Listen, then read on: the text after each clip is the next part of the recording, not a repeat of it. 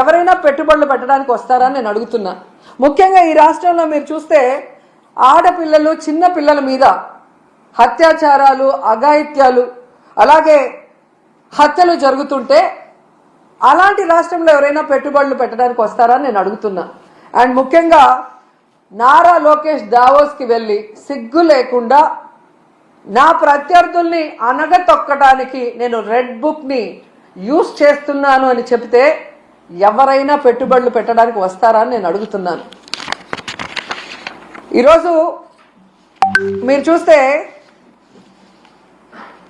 ఈ రాష్ట్రానికి పెట్టుబడులు రాకపోవడానికి కారణం ఈ రెడ్ బుక్ రాజ్యాంగమే.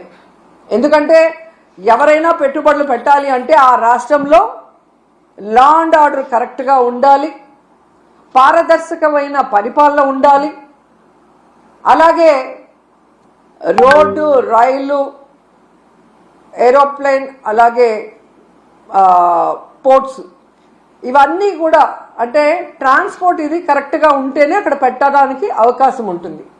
మీరు చూస్తే జగన్మోహన్ రెడ్డి గారు ముఖ్యమంత్రిగా ఉన్నప్పుడు ఇవన్నీ కూడా ఎంత చక్కగా చేశారో మీ అందరూ కూడా గమనించవచ్చు.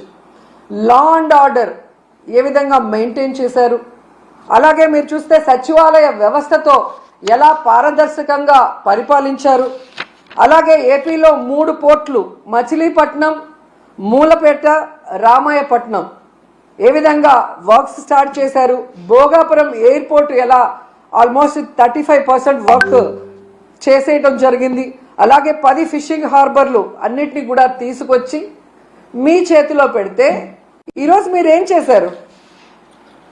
జగనన్న పారిశ్రామికవేత్తల కోసం రెడ్ కార్పెట్ వేసి ఫ్రెండ్లీ స్టేట్గా ఇన్వెస్ట్ చేయడానికి దాన్ని ఏర్పాటు చేసి మీ చేతికి ఇస్తే ఈరోజు మీరు రెడ్ బుక్ రాజ్యాంగం అంటూ రాష్ట్రంలో ఈరోజు లా అండ్ ఆర్డర్ లేదు, రోడ్డు పైనే నరికేస్తున్నారు మనుషుల్ని.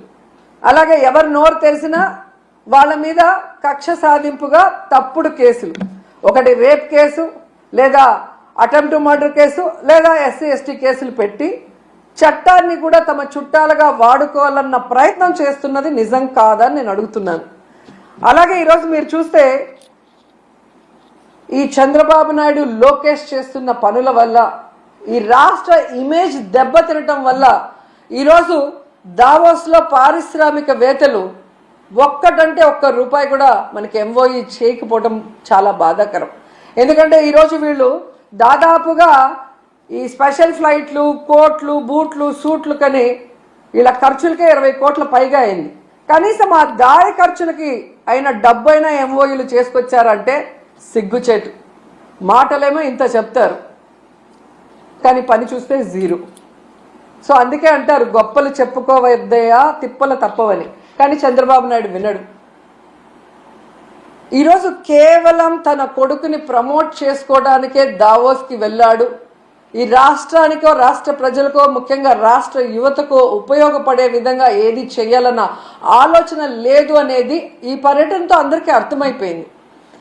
ఎందుకంటే అంత పెద్ద వేదిక మీద సీఎం చంద్రబాబు నాయుడు గారు మా రాష్ట్ర ఆర్థిక వ్యవస్థ చితికిపోయింది, చాలా పేద రాష్ట్రంగా మేము మిగిలిపోయాం అని అంత పెద్ద వేదిక మీద చెప్తే ఏ పారిశ్రామికవేత్త వచ్చి ఇన్వెస్ట్ చేస్తాడు? బిల్ గేట్ లాంటి వాళ్ళు సాధారణంగా చాలా కాలమైంది చంద్రబాబు గారు మిమ్మల్ని చూచి అని హగ్గు చేసుకొని ఆయన్ని సాధారణంగా ఆహ్వానించిన విషయం. Do you know mister Jagan who is bill gate? Bill gate అంటే మీ ఆఫీసు పక్కన బిస్కెట్లు అమ్ముకున్నాడు అనుకుంటాను మీరు.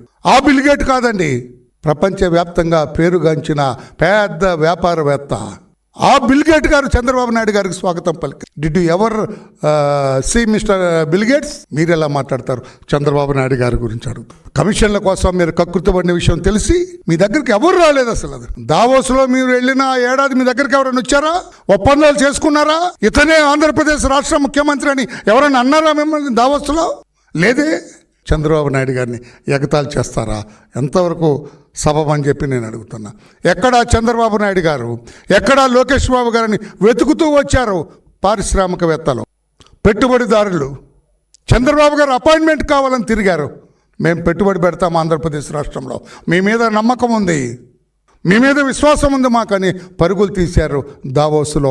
అర్థం చేసుకోండి మిస్టర్ జగన్ అని చెప్పి కూడా నేను తెలియజేస్తున్నాను. నేను ఖాళీగా ఉన్నాను. నా చెప్పాను కదా, రూమ్లో కూర్చున్నాడు ఖాళీగా అండి, ఆయన బయటకు కూడా రాలేదు.